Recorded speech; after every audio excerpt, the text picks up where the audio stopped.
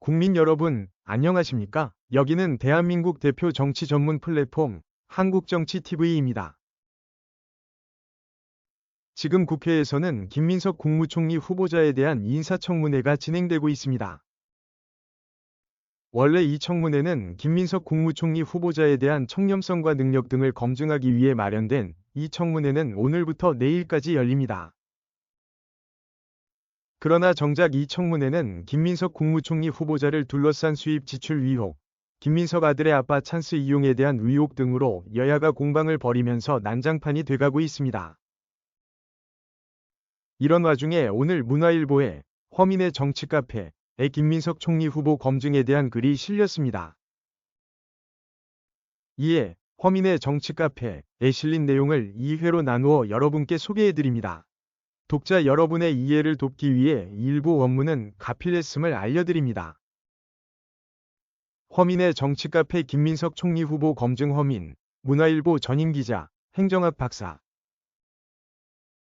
김, 복합적 의혹으로 얽혀 과거 낙마 사례보다 위중, 공직자윤리법 등 실정법 위반 가능성 여, 야의 팩트 중심 비판에 메신저 사냥으로 대응, 스스로 도덕성 포기하고 민주주의 조롱.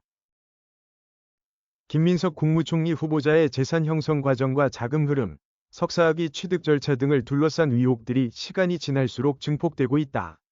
김대중 정부 때 같았으면 낙마했을 사안이다. 파도 의혹. 김민석 후보자의 의혹은 크게 사적 채무와 정치자금 흐름을 포함한 재산 형성, 학위 취득, 그리고 가족 의혹 등으로 분류된다. 먼저 재산 형성 의혹과 관련 주진우 국민의힘 의원은 김민석 후보자가 2019-2024년까지 5년간 경조사 축의금과 출판기념회 수익으로 최소 6억 원의 현금을 받았으면서도 재산 등록에서 누락했다고 지적했다. 재산이 거짓 신고됐다면 공직자윤리법 위반에, 이 과정에서 세금을 탈루했다면 조세법 위반에, 수입지출 흐름이 부적절하다면 정치자금법 위반에 해당할 수도 있다. 이에 대해 국민의힘 주진우 의원은 특히 출판기념회가 현금의 저수지 역할을 했다면서 현금을 집에 쟁여놓고 몰래 써왔다고 의혹을 제기했다. 적어도 7년간 상환하지 않았던 사적 채무 관련 의혹도 간단치 않다. 우선 2018년 4월 전후로 지인들로부터 빌린 1억 4천만 원이 있었고 허위 차용증을 쓴 의혹이 있다. 이를 갚은 시점이 총리 지명으로 언론에 의한 지상검증이 시작된 이후라는 점에서 의도적 은닉이라는 것이다. 실질 차용이 아니면 정치자금법 위반이 될 수 있다. 더불어민주당 최고위원 및 부산시장 후보로 활동하던 시기와 겹치는 중국 칭화대 석사학위 취득 과정에 대한 설명도 국민을 납득시키지 못했다. 김민석 후보자는 2009년 4월부터 2010년 6월 사이에 21차례 중국을 방문해 열공했다면서 엑셀 파일로 정리한 출입국 내역을 공개했다. 하지만 오전 7시 최고회의에 참석한 후 오전 8, 9시 항공편으로 베이징을 왕복했다는 설명은 궁색하다. 김민석 후보자를 둘러싼 의혹들은 복합적이고 중층적으로 얽혀 있어 과거 낙마자들의 그것보다 더 위중해 보인다. 게다가 김민석 후보자의 자료 제출 거부, 언론에 대한 고압적 태도 등 괘씸죄까지 더하는 형국이다. 그러나 이재명 대통령은 6월 22일 야당 지도부와 만난 자리에서 청문회에서 본인의 해명을 지켜보는 것이 바람직하다고 밝혔다. 이것은 김민석 후보자의 임명 철회 불가를 완곡하게 밝힌 것으로 해석된다. 과거의 낙마자들, 1987년 체제 이후 노태우, 김영삼 정부 시절엔 국회 인사청문회 제도가 없어서 국회의 검증과 도덕성 논란에 따른 낙마 사례는 없었다. 김영삼 정부 당시 이회창, 이수성, 고건 등은 언론의 지상검증이 있었지만 무난히 임명됐다. 하지만 DJ 정부 때인 2000년 6월 인사청문회법 제정 이후 국회 인사청문회는 야권에 의한 정권 견제의 무기가 됐다. 야권은 총리 후보자의 재산 형성 과정, 투기 의혹, 세금 탈루 등을 주요 타깃으로 삼았다. 2002년엔 장상과 장대환이 한 달 간격으로 낙마했다.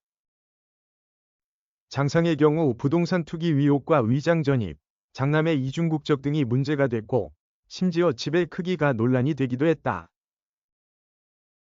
장대환도 부동산 투기와 재산 신고 누락, 친재벌관 등이 쟁점이 됐다. 여권은 두 사람에 대해 차례로 국회 표결을 밀어붙였지만 모두 부결됐다. 김대중 대통령은 후일 밀어붙이는 게 아니었다. 국민의 마음을 얻지 못했다며 후회했다.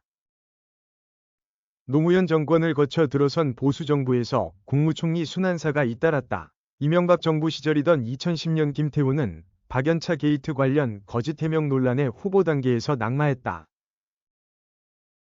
박근혜 정부는 더 혹독한 시련을 거쳤다. 2013년 초대 총리 후보로 발표됐던 김용준이 정관예우 등 의혹으로 내정 5일 만에 자진 사퇴했다. 2014년엔 안대희와 문창극이 각각 정관예우 고액 수입과 역사관 논란으로 검증 단계에서 낙마했다. 이완구 총리는 2015년 임기 개시 2개월 만에 성완종 리스트 파문으로 물러났다. 국무총리 낙마 사례를 이슈별로 보면 부동산 투기, 박연차 게이트, 정관예우, 역사관, 성완종 리스트 등이다. 김민석 후보를 둘러싼 의혹들은 과거 사례들로 볼 때 임명권자의 임명철회나 자진사퇴 등으로 물러났어야 할 사안이다. 메신저 죽이기, 김민석 후보 의혹을 대하는 민주당의 태도, 이른바 메신저 사냥은 한국 정치의 퇴행을 말해준다. 민주당은 메시지를 반박할 수 없을 때는 메신저를 공격하라는 메신저 죽이기라는 위험한 전략을 실천하고 있다. 국민의힘은 김민석 후보 검증 국면에서 이슈와 팩트 중심 메시지를 내고 있다. 그러나 민주당은 김민석 후보에 대한 비판에 정치적 음해, 나아가 메신저 자격 없음, 담론으로 일관하고 있다.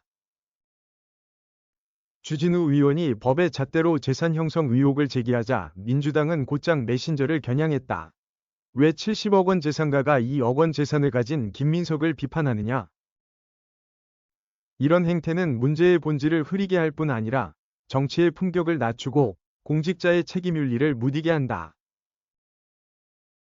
메신저 죽이기와 관련된 경고는 외교 관례에서, 셰익스피어의 희곡에서, 그리고 현대 정치와 미디어 담론에서 곧잘 거론된다. 시청해주셔서 감사합니다. 한국정치TV는 국내 최초로 탄생한 중립적, 객관적, 과학적, 불편부당한 독립정치 미디어입니다. 여러분의 구독과 알림, 자발적인 후원은 채널의 제작과 운영에 큰 힘이 됩니다.